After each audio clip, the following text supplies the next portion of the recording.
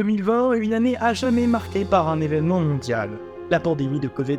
Depuis, les questions portant sur nos services de soins, mais également sur l'importance d'un système de recherche performant, se sont posées, laissant apparaître de nombreuses failles et problèmes d'ordre logistique. Mais qu'est-ce que le métier chercheur? Comment se fait la recherche scientifique? Comment fonctionne un ministère de la Santé et quel est le rôle exact de son ministre? Ce sont quelques-unes des questions auxquelles nous essaierons de répondre ce soir grâce à nos invités dans cette toute nouvelle émission du JDL Santé et Recherche, aujourd'hui, les solutions de demain. Nous accueillons maintenant la professeure Stéphanie Domas, docteure et professeure en neurosciences à Sorbonne Université, qui est ici pour nous parler de sa profession de chercheuse ainsi que de ses travaux. Bonjour madame. Bonjour. Alors, vous êtes notamment à la tête d'une équipe de recherche travaillant sur les réseaux glutamatergiques. Alors, pour un néophyte comme moi, qu'est-ce que sont les réseaux glutamatergiques? Alors, dans le cerveau, il y a plusieurs systèmes de communication, d'accord, qu'on appelle les systèmes de transmission, qui sont soit excitateurs, soit inhibiteurs. Et le système excitateur principal du système nerveux central est le système glutamatergique. Donc, c'est lui qui va faire fonctionner, qui va exciter les réseaux neuronaux. Alors, si j'ai bien compris, vos recherches portent sur le VLGUTS. VGLUT. VGLUT, alors ça, ma question c'est si je prononçais bien ou pas. Et donc, quel est l'objectif concret de ces travaux? En fait, le système glutamatergique est identifié par les transporteurs vésiculaires du glutamate. Okay. Donc, juste pour vous rappeler un petit peu, ça doit vous rappeler vos cours de SVT, vous avez donc des neurones qui vont libérer leurs neurotransmetteurs qui sont impactés dans des vésicules synaptiques. Et en fait, les neurotransmetteurs, ils sont impactés grâce à ces transporteurs vésiculaires. Et donc, c'est ça, nous, qui nous intéresse, c'est comment est-ce que ces transporteurs vésiculaires fonctionnent. Et surtout, on s'intéresse à une catégorie un peu particulière, qui est des neurones qui n'ont pas été, on va dire, originellement décrits comme glutamatergiques, mais qui ont la capacité également de libérer du glutamate. Et alors, juste rapidement, pour ceux qui n'ont pas fait ce PSVT, les vésicules, qu'est-ce que c'est? Les vésicules, c'est les plus petits organites, on va dire, dans le neurone. Et c'est justement des petites boules, des petites poches, d'accord, qui vont contenir les neurotransmetteurs. Donc, qui vont permettre la communication chimique entre les neurones, une fois qu'ils sont libérés. Et donc, alors, qu'est-ce qui vous a attiré dans la recherche en général et en particulier dans la recherche des neurosciences? Alors, en fait, je me destinais pas du tout à faire de la recherche à l'origine. J'étais plutôt attirée par l'enseignement. Donc, j'ai voulu intégrer la prépa agrég à l'université de Toulouse. Et en fait, j'ai eu, juste avant, donc l'année avant la prépa, une initiation aux neurosciences. Et là, j'ai trouvé ça juste fantastique, en fait. Donc, je me suis dit que j'allais attendre un petit peu et j'ai refait après une autre formation en neurosciences pour pouvoir intégrer les masters et après faire une thèse en neurosciences. Donc, finalement, maintenant, je suis professeure. Donc, ça veut dire que j'ai mon temps qui est partagé entre l'enseignement, ce que je voulais vraiment faire, et la recherche en neurosciences qui me passionne. Alors, vous parlez justement du temps partagé. C'est quoi la journée type d'un chercheur? Alors, en fait, la journée type d'un chercheur, ça va vraiment dépendre du chercheur. Oui. Voilà. Donc, vous, par exemple? Alors, je ne suis peut-être pas un bon exemple parce que je dirige une équipe. Donc, ça veut dire que j'ai une tâche administrative assez importante. Je suis également professeure. Donc, comme je vous disais, je fais 50% de mon temps est dévoué à l'enseignement. Ça ne veut pas dire que j'enseigne 50% de mon temps, hein. J'enseigne environ 1/8 de mon temps, mais j'ai des réunions de préparation, j'ai des corrections, j'ai des surveillances d'examen, j'ai tout ce temps qui est comptabilisé dans l'enseignement. Pour la recherche, finalement, moi, je suis très peu ce que l'on dit à la place. C'est-à-dire que je fais très peu de recherche pratique. Ouais. Pourquoi? Pas parce que j'ai plus envie, hein, parce que j'ai plus le temps. Juste parce que quand on dirige une équipe ou quand on dirige un certain nombre de projets, on va passer beaucoup de temps à écrire des projets pour pouvoir être financés et mettre à profit ces projets-là. On va passer beaucoup de temps aussi dans l'organisation de l'équipe, les réunions, que ce soit au niveau de l'équipe, au niveau du laboratoire ou de l'institut.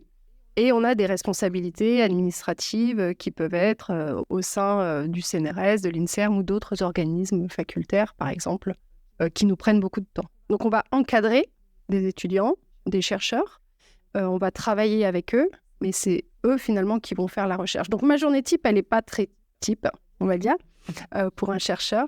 Mais si on devait prendre une journée, on va dire, plus classique d'un chercheur, elle va se partager entre planifier sa journée, planifier ses expériences, effectuer ces expériences-là, partager, analyser les données, donc écrire des comptes rendus, comme vous pouvez faire au lycée, partager ces comptes rendus avec d'autres personnes, présenter ces résultats, que ce soit au sein de labos ou dans des congrès nationaux ou internationaux, et être dans la gestion aussi un petit peu administrative, parce que quel que soit le niveau, on a besoin aussi de faire des commandes, de gérer, si on travaille avec des animaux, la reproduction, etc. Ou alors de encadrer des étudiants et s'assurer que tout va bien. Et donc concrètement, demain, moi je suis chercheur, comment je fais pour mener un projet de recherche?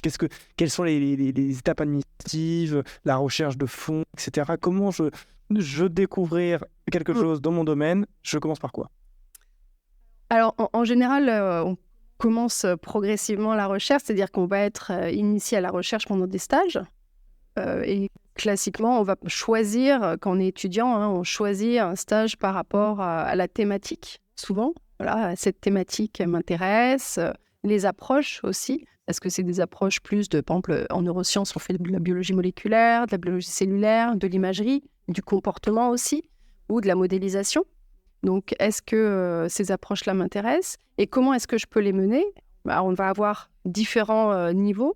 Le premier, bien sûr, ça va être les autorisations. À partir du moment, par exemple, où on travaille avec des animaux, on va avoir des autorisations éthiques à faire. Il faut les faire bien en amont parce que ça prend plusieurs semaines ou plusieurs mois à être validé par un comité d'éthique local, puis par le ministère ensuite.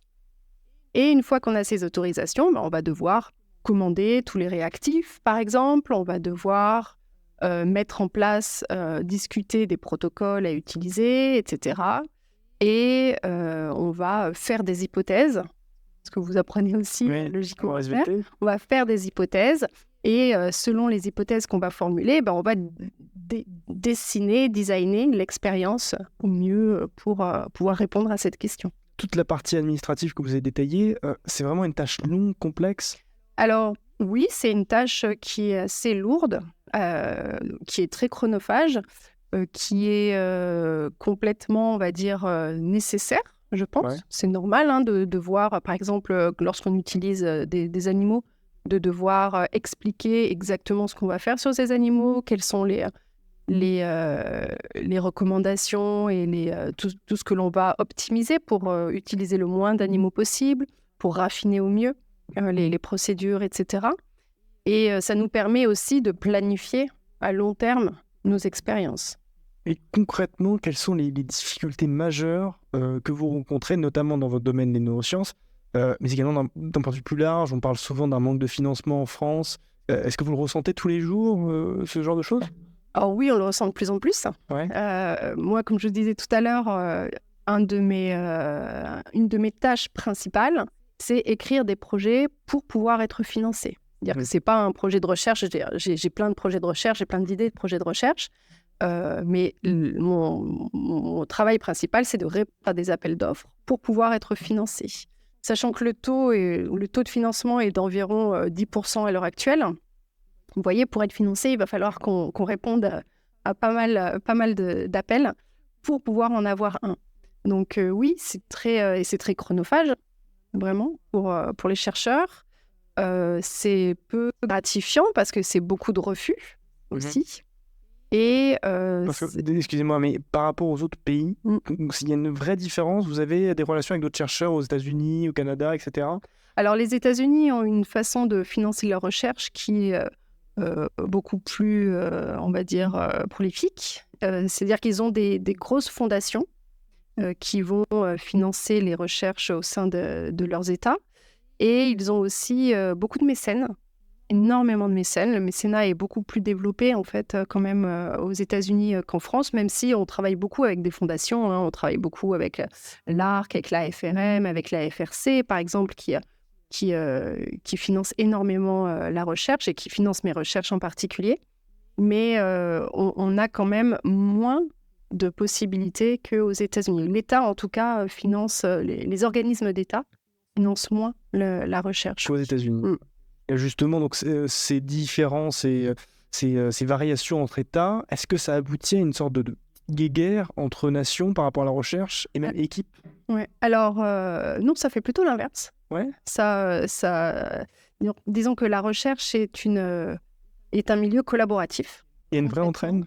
Donc, ce que l'on fait, c'est que l'on répond beaucoup à des appels d'offres internationaux, où on va avoir des équipes françaises, allemandes, espagnoles et américaines, par exemple, qui vont répondre ensemble à des appels d'offres, soit internationaux, soit on a des appels d'offres aussi européens. Dans ce cas-là, bien sûr, il faut que les équipes soient uniquement européennes, mais on va travailler en collaboration.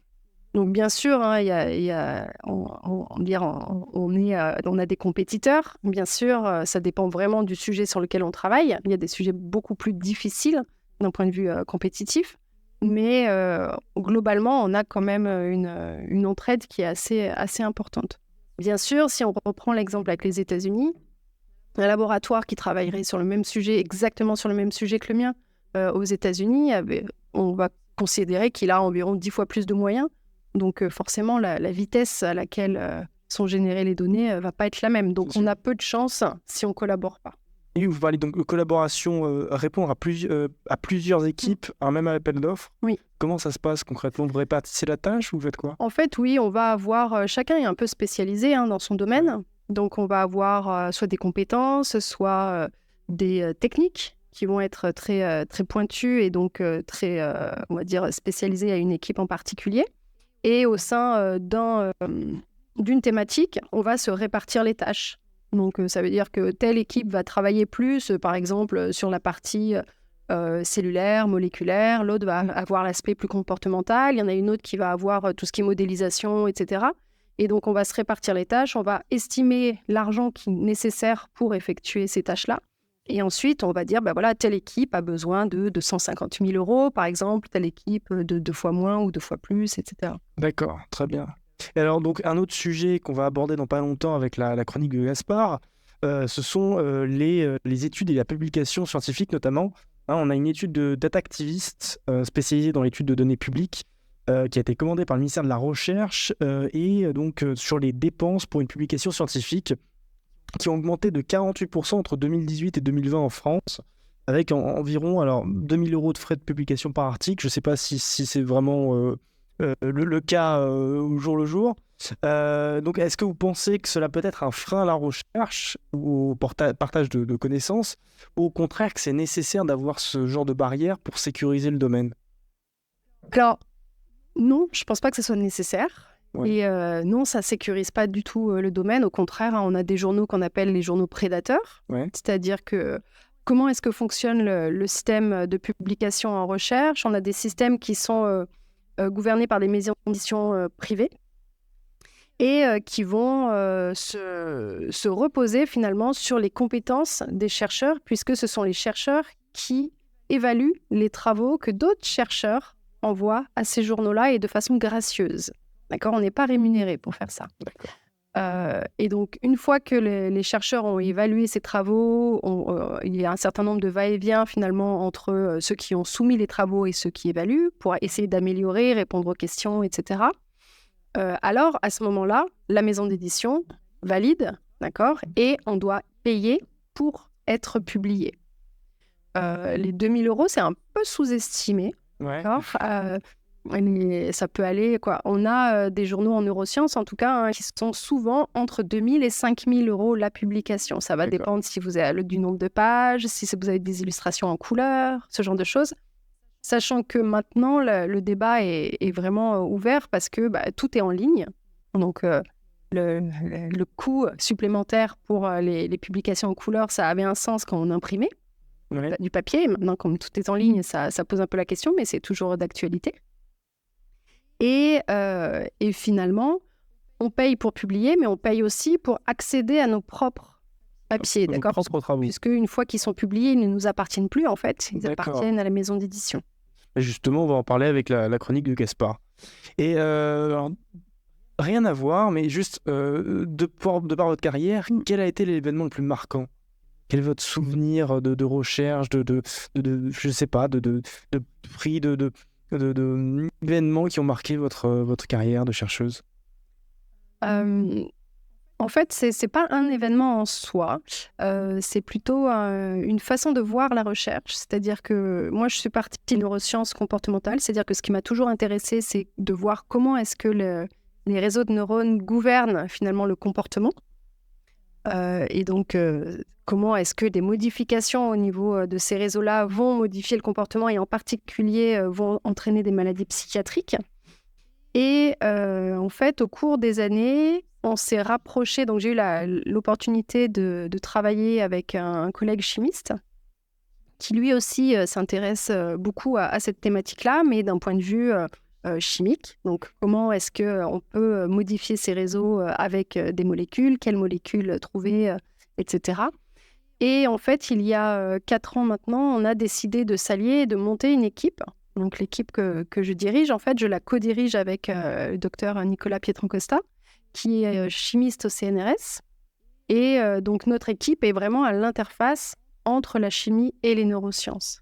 Et ça, je pense que c'est vraiment quelque chose qui a été extrêmement important pour nous, pour pouvoir aller vers ce que l'on voulait vraiment faire. Et c'est finalement un bel exemple de ce qu'est la recherche maintenant. C'est collaboratif, mais c'est collaboratif aussi entre différentes matières, entre différentes, on va dire, domaines de sciences. Ça vous apporte beaucoup en interaction mutuelle, etc. Oui, complètement, puisque là, par exemple, nous, on est, moi, je vais être plus sur la partie neurophysiologique, donc comment est-ce que les réseaux sont modifiés, etc. Et puis Nicolas va, lui, designer de nouvelles molécules ou partir de molécules connues, faire des synthèses, faire de la modélisation in silico, etc.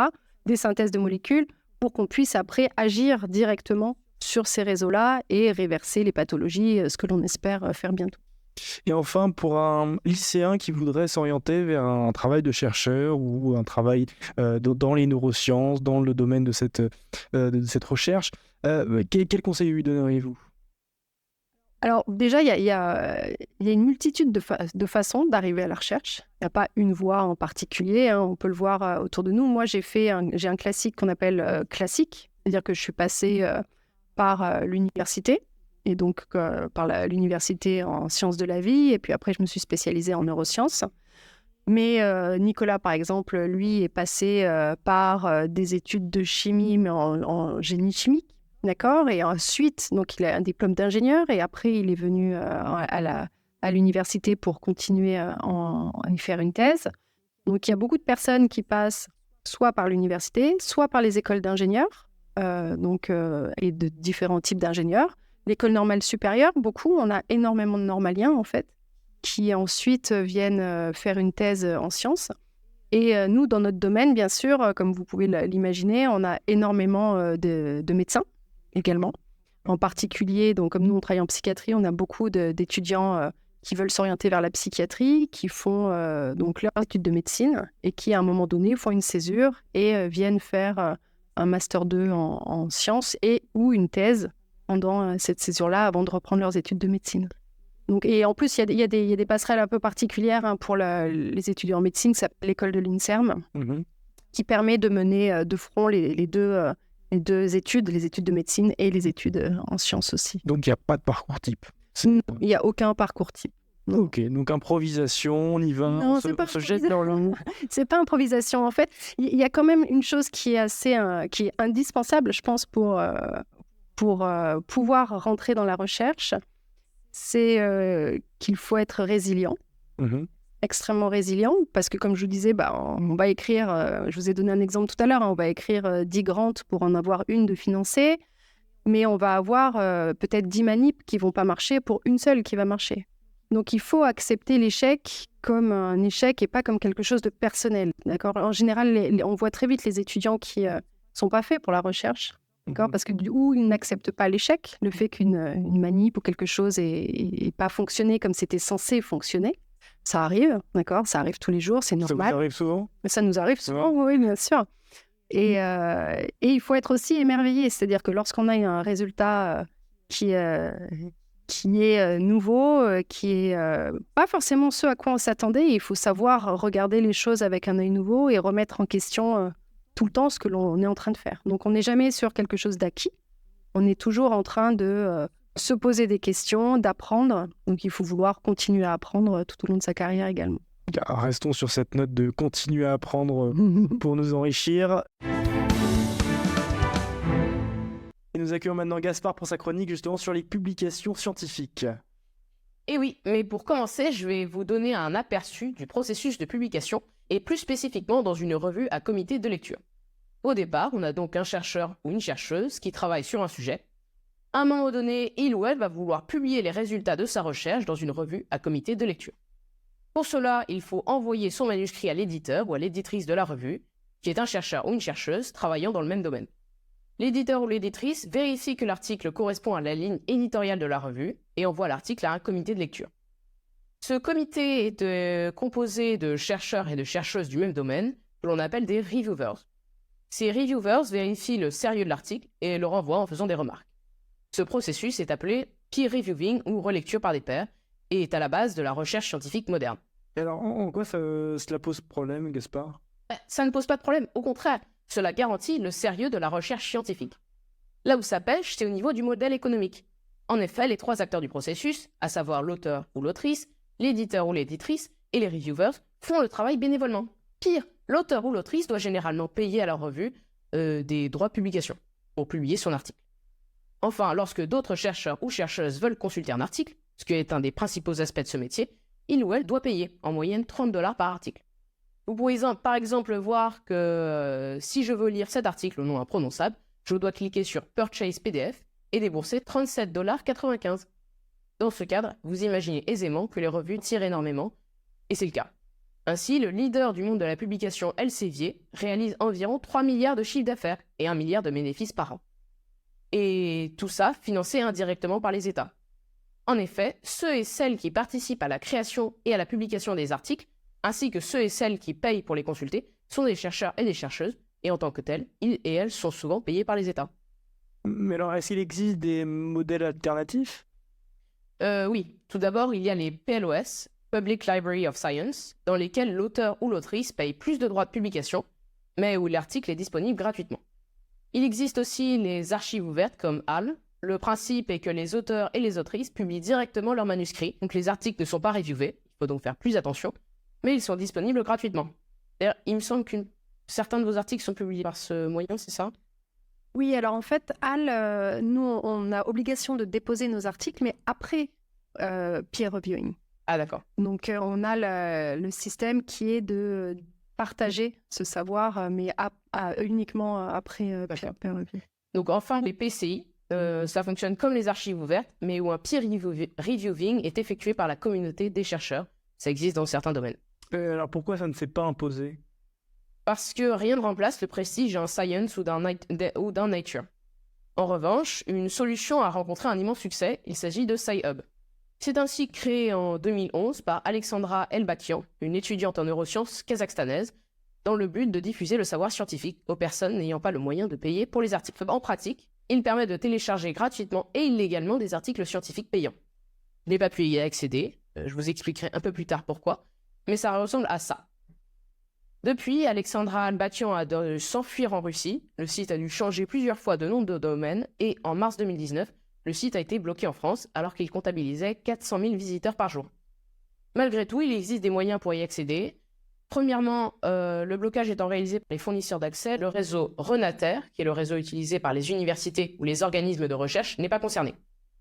De plus, on peut utiliser un VPN pour se connecter dans un autre pays, ou encore y accéder via Tor. Par conséquent, Sci-Hub a permis à de nombreux chercheurs, chercheuses, étudiants et étudiantes d'avoir accès plus facilement à la connaissance. Toutefois, c'est une solution imparfaite en attendant une refonte complète du modèle économique de la publication scientifique. Madame Domas, alors tout d'abord, est-ce que j'ai dit trop de bêtises ? Non. non, pas trop. Par contre, il y a un système auquel vous n'avez pas fait mention, c'est le système, par exemple, BioArchive. D'accord ? Ah oui, c'est comme HAL. Ouais. Non, c'est pas dans HAL, c'est un système indépendant en fait, sur lequel on dépose en général nos papiers avant reviewing. D'accord. D'accord. C'est le partage des papiers avant reviewing.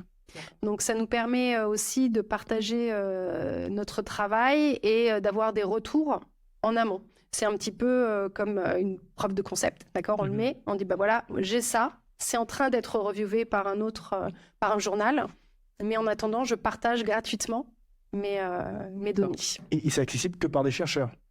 Non, si vous tapez bioarchive et donc il y a plusieurs, ça c'est pour la biologie, mais Ouais. après il y a plusieurs autres systèmes, vous pouvez tous accéder à ces papiers-là. Par Par contre, on risque contre- pas de comprendre.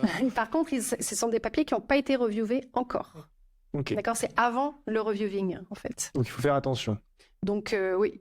Alors le problème du reviewing après dans certains journaux, ce qu'on appelle les journaux prédateurs. Ah oui, les revues, oui. D'accord.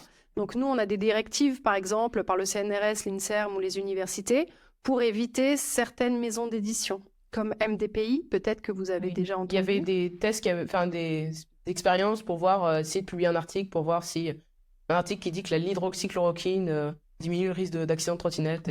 Exactement, Ça passe dans ce d'accord. Et ça, vous voyez que ça passe l'éditeur, ça passe, donc il y a pas de reviewing. La chose qui peut, alors il y a un pseudo-reviewing, d'accord.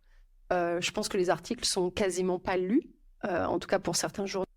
Et par contre, vous payez cher. Ok. Donc c'est pas gratuit. Après, il y a d'autres systèmes qui essayent d'émerger, mais pas pour le. Alors, Sci-Hub, c'est une façon de contourner la loi. D'accord. C'est illégal parce que ce sont des articles qui appartiennent aux journaux et qui sont diffusés en dehors des journaux. Mais ce qui est légal, par contre, c'est de faire un système de peer review, mais partagé par les scientifiques. Sans passer par les D'accord. journaux. Sans passer par les Parce journaux, que exactement. Les revues, elles ne versent pas de droits d'auteur au... Non. Non, oui. Non. On paye, comme vous l'avez très bien dit, on paye pour être publié et on paye pour accéder. Alors, on ne paye pas personnellement, c'est-à-dire que nous, on ne va pas payer les $37 pour accéder. C'est notre employeur qui débourse plusieurs millions chaque année pour que l'on ait accès à ces journaux-là. Si un étudiant, par exemple, veut, pour des études, accéder à un article, par contre, lui, il va payer... Alors, les étudiants ont accès aux abonnements des universités dont ils dépendent. D'accord ? C'est-à-dire que les universités partagent avec tout leur personnel, donc on va dire statutaire, et les étudiants aussi de passage. À partir du moment où vous êtes étudiant dans une université, vous avez à la bibliothèque accès à tous ces journaux-là. Merci beaucoup, professeur Domas, d'avoir accepté cette interview. Merci à vous. Et écoutez, à une prochaine fois. Hein. Nous espérons peut-être venir dans votre labo un jour. Avec plaisir. C'est Pour une possible. visite de labo. Tout à Ce fait. serait fantastique. Merci beaucoup. Nous avons maintenant la chance d'accueillir un ancien ministre de la Santé, ayant été ministre de la Culture et des Affaires étrangères, mais aussi secrétaire général adjoint de l'ONU de 2008 à 2017, Monsieur Philippe Douste-Blazy. Bonjour, Monsieur le ministre. Merci beaucoup d'avoir accepté cet entretien. Vous avez donc été ministre délégué de la Santé sous l'autorité de Simone Veil, puis ministre des Solidarités, de la Santé et de la Famille. Est-ce que vous pourriez commencer par nous expliquer un peu la différence entre ces deux postes et puis quel est le rôle exact du ministre de la Santé ? Alors, comme vous l'avez très bien dit, j'ai été ministre délégué sous l'autorité de Madame Simone Veil, qui est ma mère en politique, et je lui dois absolument toute ma carrière politique nationale. Et donc, sous l'autorité d'eux, ça veut dire que j'étais numéro 2. Alors qu'après, lorsque j'ai été ministre des Solidarités et de la Famille et de la Santé, là, j'étais numéro 1. C'est-à-dire j'étais à la place où elle était à l'époque. Donc la différence, elle est très importante. Si c'était numéro 2, là, j'étais numéro 1. Ensuite, être ministre de la Santé, c'est, je dirais, un bureau où il y a un très grand tableau de bord, où il faut regarder si les lampes s'allument au rouge.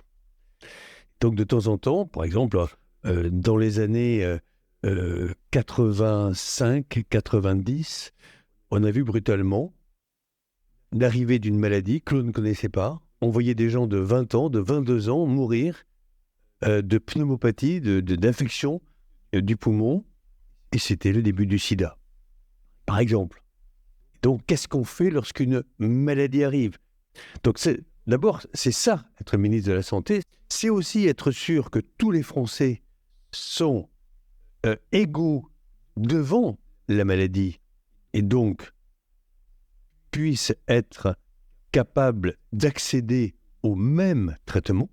Mais attention, parce que c'est vrai qu'aujourd'hui, il commence à y avoir de la difficulté pour trouver un médecin. Je pense qu'on en reparlera. Alors vous venez d'évoquer justement le manque de médecins.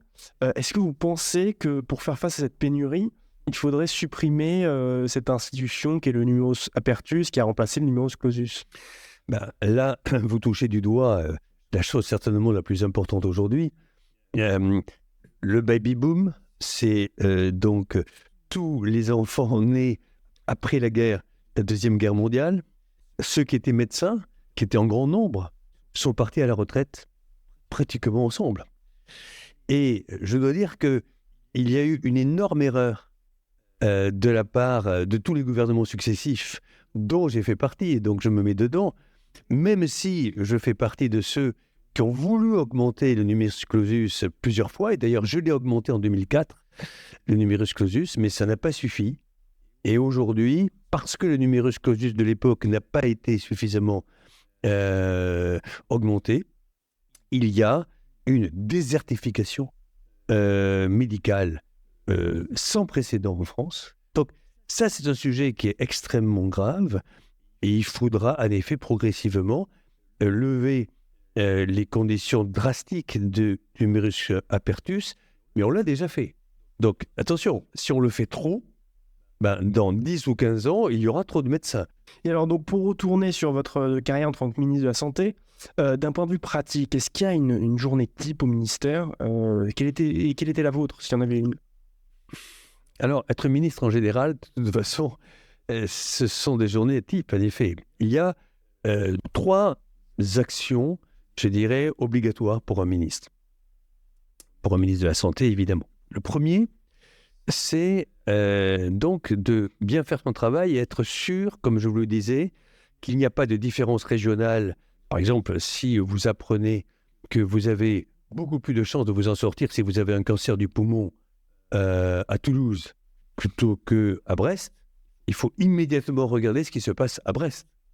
La deuxième chose, c'est que vous avez à rencontrer les professionnels de santé.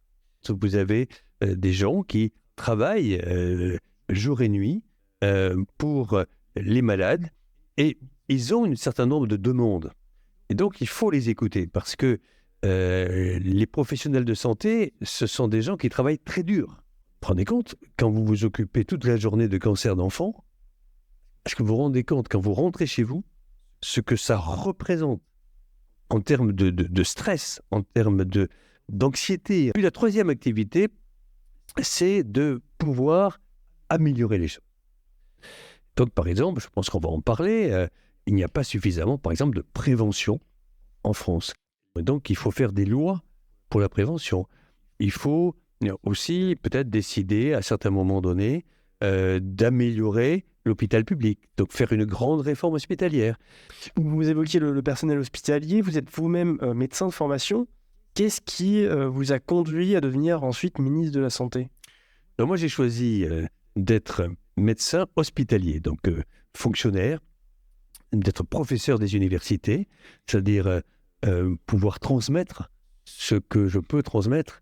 Il n'y a rien de plus beau, d'ailleurs, dans la vie que de transmettre. Et c'est l'occasion de saluer vos professeurs ici. Rappelons que vous avez été professeur à la prestigieuse Harvard Medical School. Oui, ensuite, j'ai été professeur à Harvard, à la Harvard Medical School, et avant, j'étais professeur à la faculté de médecine de Toulouse, puis la faculté de médecine de Paris. Qu'est-ce qui a fait que je suis devenu ministre? Alors, pourquoi j'ai fait de la politique? Parfois, je me pose la question. Parce que être médecin, c'est le plus beau métier du monde. On va faire mieux. Vous avez un médecin, vous êtes médecin, vous avez un malade. C'est ce que j'appelle la médecine curative et individuelle. Faire de la politique, c'est collectif. C'est pas personnel. Donc, vous parlez à une société. Et donc, c'est plus de la médecine préventive.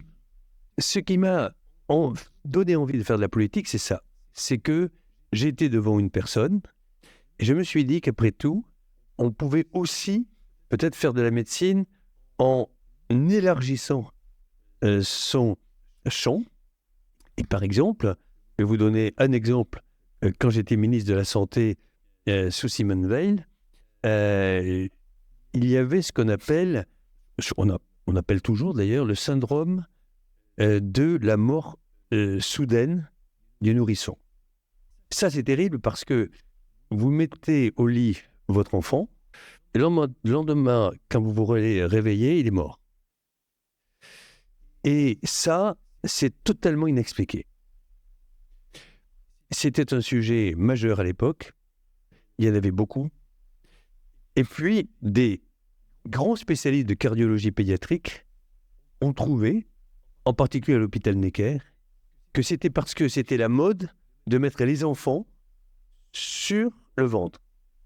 Donc, comme ils étaient sur le ventre, ils avaient leur coussin, leur oreiller sur le nez, et donc ils finissaient par être asphyxiés pendant la nuit. Eh bien, j'ai passé une circulaire en disant à toutes les maternités de dire à toutes les futures mamans qu'il ne fallait surtout pas mettre leurs enfants, leurs nourrissons, dès l'instant où elles auront accouché, sur le ventre, mais sur le dos. Et on a diminué de 95% la mort subite du nourrisson. Vous évoquiez justement cette politique par rapport à la mort subite du nourrisson.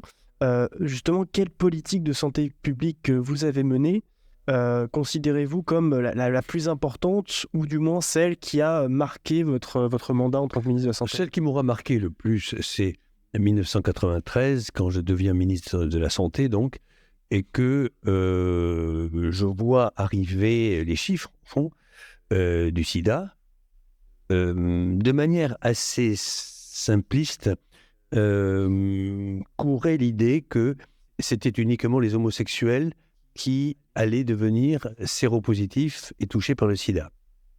Et puis moi, je vois les chiffres. Il y avait la moitié d'hétérosexuels, la moitié d'homosexuels. Donc je pose la question de savoir, mais comment les hétérosexuels contractent le sida? Et on me dit, mais c'est parce que on fait les héroïnomanes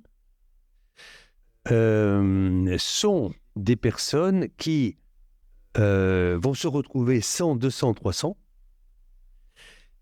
et ensuite vont s'échanger les seringues. Ça sera la même aiguille qui servira au premier et au 300e. Il suffit qu'il y en ait un qui soit séropositif. Et donc, avec le ministre de l'Intérieur de l'époque, qui était en charge justement de la répression vis-à-vis des drogués, qui s'appelait Charles Pasqua, je suis allé le voir. Cet homme a été formidable. Il m'a dit, je comprendrai bien ton problème. Eh bien, écoute, on va monter. Qu'est-ce qu'il te faudrait? J'ai dit, moi, il me faudrait un bus qui fasse tout le tour des banlieues d'Île-de-France. On sait très bien où les gens se droguent. Eh bien, est-ce que vous accepteriez qu'on donne des seringues, des échanges de seringues, c'est-à-dire qu'ils viennent avec des seringues sales, et on leur donne des seringues propres, sans qu'il y ait un seul policier autour. Ce qui était complètement révolutionnaire. Il a accepté cela, et bien mieux que ça encore, on a créé, grâce au Premier ministre Balladur, le président était Mitterrand à l'époque, c'était une cohabitation, c'est un gouvernement de cohabitation. Nous avons créé ce qu'on appelle des boutiques, qui étaient des lieux qui nous les avions bourrés d'infirmières, d'aides-soignantes, de jeunes médecins, de jeunes étudiants en médecine, qui attendaient au fond les drogués qui arrivaient vers 4 heures du matin. Et ces gens-là, on ne pouvait pas leur demander s'ils étaient séropositifs ou pas, parce qu'ils ne répondaient pas à la question, ils ne le savaient pas, ils s'en foutaient. Et donc, une fois qu'on leur avait fait des cafés, on leur avait lavé leur linge, ils étaient en confiance, on leur demandait si on pouvait leur faire une prise de sang, et on pouvait dépister comme ça toute cette population qui était indépistable sinon, et nous les soignions à ce moment-là.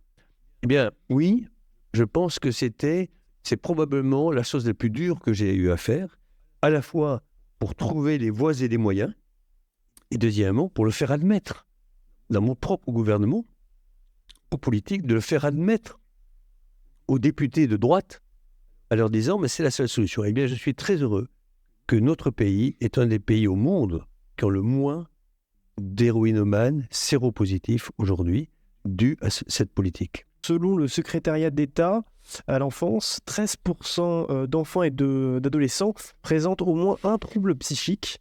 Donc, du fait de votre expérience, pensez-vous que cette situation est propre à notre époque ou ce genre de problématique était déjà perceptible avant l'apparition de nouveaux acteurs tels que les écrans, les réseaux sociaux dont on parle fréquemment?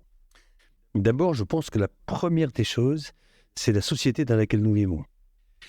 La société dans laquelle nous vivons, en l'espace de 50 ans, a vu disparaître la religion. La déchristianisation de ce pays aura été la plus importante, la plus rapide de l'histoire de la chrétienté. Et on a vu en même temps la chute des idéologies. C'est-à-dire qu'il n'y a presque plus de partis politiques. Aujourd'hui, il n'y a plus de prêtres d'un côté, il n'y a plus de communistes de l'autre. Mais les deux donnaient des valeurs. Alors, moi, j'étais côté catholique. J'avais des amis qui étaient du côté communiste. Je peux vous assurer que des deux côtés, il y avait des valeurs. Des valeurs de travail, des valeurs de respect de la République, des valeurs de respect de l'autorité, dans les deux cas. Et ça s'est effondré. Et donc, à la sortie, qu'est-ce qui reste? L'argent. L'individualité, l'individualisme, l'argent.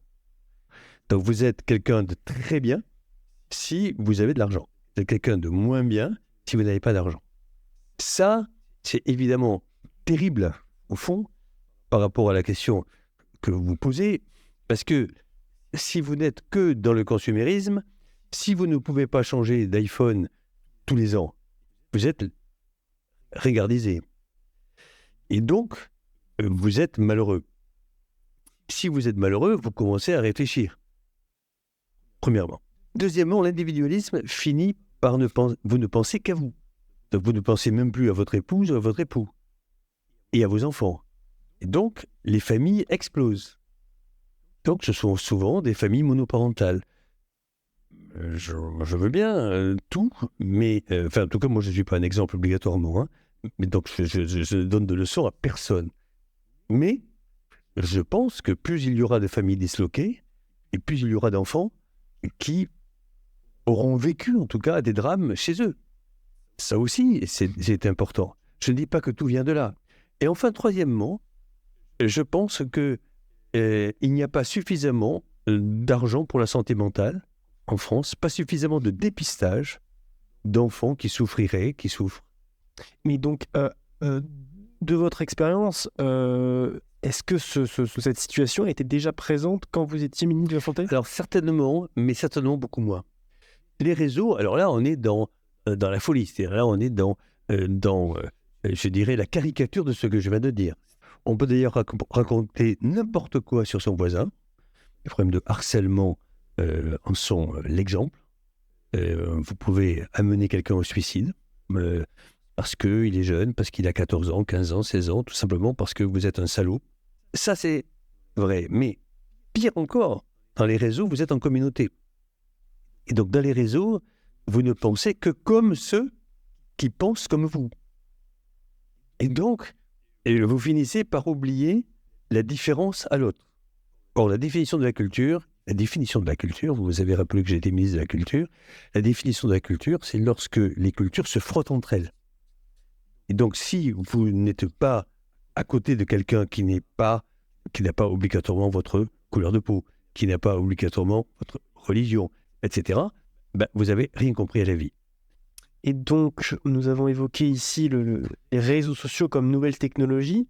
Est-ce que d'autres nouvelles technologies, je pense notamment avec l'intelligence artificielle qui commence à bouleverser différents domaines, vous pensez qu'on pourrait les appliquer à notre réseau de santé et par là améliorer justement sa qualité? Alors, il faut comprendre qu'on est à la veille d'une des plus grandes révolutions de l'histoire de l'humanité. En médecine, ça va être extraordinairement positif. Moi, je suis cardiologue. Donc, j'étais persuadé jusqu'à maintenant que je savais très, très, très bien lire un électrocardiogramme et je peux vous assurer que je sais très bien lire un électrocardiogramme. Mais si je fais lire à la machine 10 millions d'électrocardiogrammes, que je lui explique les 10 millions de cas cliniques derrière ces électrocardiogrammes, la machine va devenir bien supérieure à moi. Ça, c'est quelque chose, évidemment, de très humiliant pour les médecins, parce que les médecins, ils se croient toujours les meilleurs, ils pensent qu'ils sont toujours formidables, etc. Non, la machine pourra nous aider, mais qui va faire manger la machine au début? C'est nous. C'est l'homme qui va faire en sorte. Mais l'homme va être amélioré, l'action de l'homme en médecine va être améliorée. Et donc, un autre grand problème à l'ère du numérique, puisqu'on n'arrête pas d'en parler, c'est la gestion des données personnelles. Et en effet, début février, on a la moitié des Français qui ont été touchés par une fuite de données concernant leurs données médicales sur 2 mutuelles de santé. Alors, comment, selon vous, à l'ère du numérique, peut-on assurer une réelle sécurité et en même temps une augmentation du stockage, puisqu'on en a besoin maintenant, de ces données personnelles de santé? Alors moi, je suis passionné par les données de santé parce que lorsque j'étais ministre de la Santé en 2005, j'ai voulu faire un dossier médical partagé et je voulais que tous les Français puissent avoir sur leur iPhone un dossier médical, parce que si quelqu'un tombe à 3 heures du matin, on peut savoir tout de suite s'il est diabétique, s'il fait un accident vasculaire cérébral, etc. Et puis ça n'a pas marché. Et puis ensuite, j'ai créé une start-up avec 2 autres personnes qui s'appelle l'IFEN, qui est en train de réussir. Donc les données de santé, c'est très, très, très, très, très important pour 2 raisons. La première, ça permet d'avoir un dossier médicalisé où votre médecin généraliste, mais aussi si vous avez besoin d'un pneumologue, un cardiologue, un radiologue, tout ça va être ramené automatiquement dans votre dossier. Et ça n'existe pas aujourd'hui. Donc, ça n'existait pas jusqu'à maintenant. Donc, le dossier médical, c'est très important. Ensuite, c'est important pour le ministère de la Santé. Tout à l'heure, je vous ai dit qu'il fallait savoir si le cancer du poumon était aussi bien soigné partout. Si je vois que le cancer du poumon est moins bien soigné à Brest qu'à Toulouse, il faut que je m'en occupe. Il n'y a rien de mieux que ce qu'on appelle l'épidémiologie, c'est-à-dire l'étude des populations. Et si moi, chaque fois qu'il y a un cancer du poumon qui meurt, c'est écrit dans mes fiches numériques à Brest et à Toulouse, je vais vite savoir en quelques secondes si on meurt plus, à Toulouse, ou à Brest ou à Toulouse. Ça, c'est très important. Jusqu'à maintenant, on ne pouvait pas le savoir. Reste le problème de la sécurité des données dont vous avez parlé, et ça, c'est terrible. Et donc, dans l'IFEN, dans la société que nous avons créée avec, en particulier, Franck Louet, qui est vraiment le président de l'IFEN, et c'est lui qui fait l'IFEN, eh bien, qui n'est pas du tout un médecin, qui est un algorithmicien, qui est un ingénieur, qu'est-ce que je leur ai dit? Je leur ai dit, il faudra que jamais dans les actionnaires de l'IFEN, il y ait un assureur. Parce qu'il ne faut jamais qu'un assureur puisse avoir accès aux données de santé. Deuxièmement, votre banquier ne doit pas savoir si vous êtes à risque ou pas. Et troisièmement, bien sûr, la personne où vous travaillez, votre patron, n'a pas à savoir si vous êtes dépressif ou si vous avez le sida, il ne doit pas le savoir.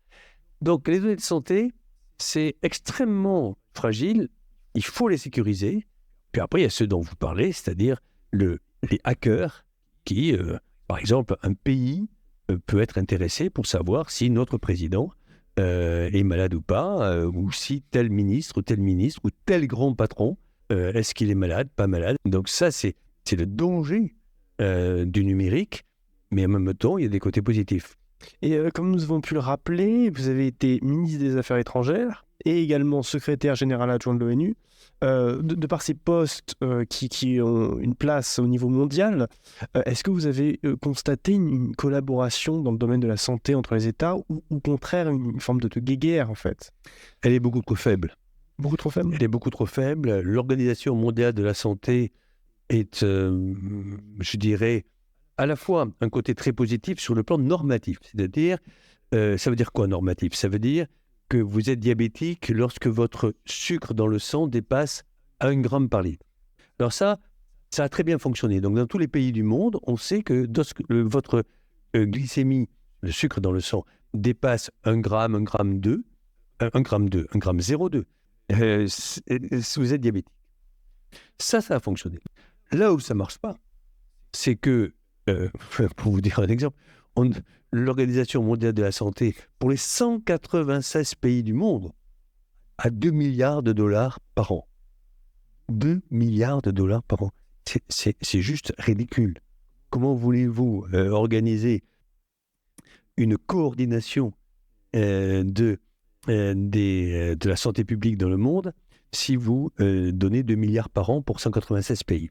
Vous avez fondé, donc sur le même thème encore de la collaboration internationale, vous avez fondé en 2006 United.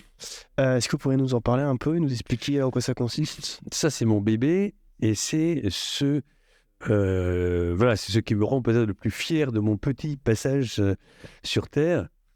Donc, 2006, j'étais choqué. Je suis toujours choqué par le fait que nous sommes donc 7 milliards d'êtres humains sur la planète. Il y en a 4 qui n'ont pas droit aux médicaments, qui sont pour nous des médicaments habituels. Il y a un enfant qui meurt toutes les 2 minutes du paludisme. En fait, un peu moins. 1 minute, je crois, 30 secondes. Savez-vous combien coûte un traitement pour guérir un malade du paludisme? Ça coûte 0,7 €. On va dire $1. $1, une vie. Et donc, je me suis dit, il faut que je trouve une idée. Et donc, j'ai créé une organisation qui s'appelle United, tous unis pour aider. Et donc, j'ai pensé qu'on allait donner des médicaments contre le sida, la tuberculose, le paludisme et les hépatites dans les pays les plus pauvres, pour les gens les plus damnés de la Terre, les gens qui gagnent moins de $1 par jour et qui ne pouvaient absolument pas acheter un médicament. Impossible. Les parents aussi pauvres que les enfants, impossible d'acheter. Et les pays corrompus, aucun argent pour les pauvres, rien. Et j'ai eu une idée, et je l'ai partagée au président de la République de l'époque, qui s'appelait Jacques Chirac, qui était un homme vraiment formidable sur ces sujets-là. Et qui m'a dit, tu as raison. Et on a trouvé une idée, on a dit, pourquoi on ne prend pas €1 pour chaque billet d'avion? Parce qu'après tout, un voyageur qui voyage en avion, il est riche. Et on pensait au départ que 196 pays allaient dire oui. Malheureusement, il n'y en a que 6 ou 7 qui ont dit oui, dont la France.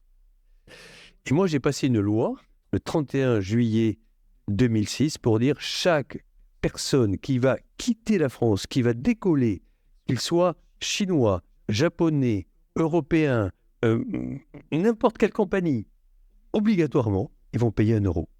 En 12 ans, nous avons récolté 13 milliards de dollars. Avec cet argent, nous avons diminué de 80 à 90% le prix des médicaments pour les enfants, de 60% pour les adultes. Et le dernier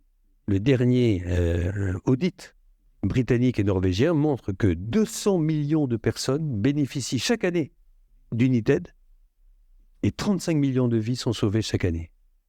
J'ai 18 ans. Demain, je veux faire une carrière dans la médecine, dans la politique, aux Nations Unies. Qu'est-ce que je fais? C'est quoi vos conseils? La première chose, c'est qu'il faut faire la médecine. Et ça, c'est très important. Il faut faire de la médecine d'abord parce qu'on apprend plusieurs choses en médecine. On apprend l'humilité. Ça vous apprend une deuxième chose, la médecine. Ça vous apprend le contact avec l'autre. Vous savez, on ne peut pas être un bon médecin si on n'a pas un bon contact avec l'autre. Et la politique, c'est uniquement le contact avec les autres. On ne peut pas faire de la politique de la même manière qu'on ne peut pas être un bon médecin si on n'aime pas les autres. On ne peut pas faire de la politique à un bon niveau si on n'aime pas les autres. Parce que les autres, ils vous voient très vite. Ils vous voient très vite. Ils voient très vite. Après, si vous voulez faire de la politique et être un très bon homme politique, il faut savoir dire non parfois. Moi, par exemple, c'était mon grand défaut. Je savais pas très bien dire non. Et savoir dire non, c'est peut-être ce qu'il y a de plus dur. Parce que savoir dire non, c'est être capable de ne pas se faire aimer à court terme. Écoutez, merci beaucoup, monsieur le ministre. C'est moi qui vous remercie. Et également merci à Madame Sadin, sans qui cette interview n'aurait pas été possible. C'est maintenant l'heure de la chronique Actualité internationale. Indonésie. Le ministère indonésien des Transports a annoncé samedi l'ouverture d'une enquête sur la compagnie aérienne locale Batik Air, dont 2 pilotes se sont récemment endormis pendant un vol sans toutefois provoquer d'incident. Chine. TikTok menacé d'interdiction aux États-Unis. La Chine dénonce des méthodes de voyous. La proposition adoptée lundi mercredi par la Chambre représentante américaine donne 6 mois à TikTok pour vendre l'application à un opérateur non chinois, faute de quoi elle serait exclue des boutiques d'application aux États-Unis. Iran. Les marines chinoises, russes et iraniennes organisent cette semaine des exercices militaires conjoints dans le golfe d'Oman, dans un contexte régional explosif avec la guerre à Gaza et des attaques en mer Rouge par les rebelles yéménites. Ces 3 pays qui partagent une volonté commune de contrer ce qu'ils présentent comme l'hégémonie américaine avaient déjà organisé en mars dernier des exercices conjoints dans la région. Aussi, bombe, cocktail Molotov, incendie, des bureaux de vote attaqués au premier jour de la présidentielle russe. Au moins 8 personnes ont été arrêtées en Russie depuis l'ouverture des bureaux de vote ce vendredi 15 mars. Les actions visant à perturber l'élection présidentielle se multiplient aujourd'hui au premier jour du scrutin, qui devrait aboutir à la réélection de Vladimir Poutine. Une bombe a explosé sans faire de victime devant un bureau de vote à Skadovsk, dans la région ukrainienne de Kherson, occupée par la Russie. Cet incident est loin d'être isolé. À Moscou, une femme a notamment incendié un isoloir dans un bureau de vote, a rapporté l'agence d'État RIA Novosti.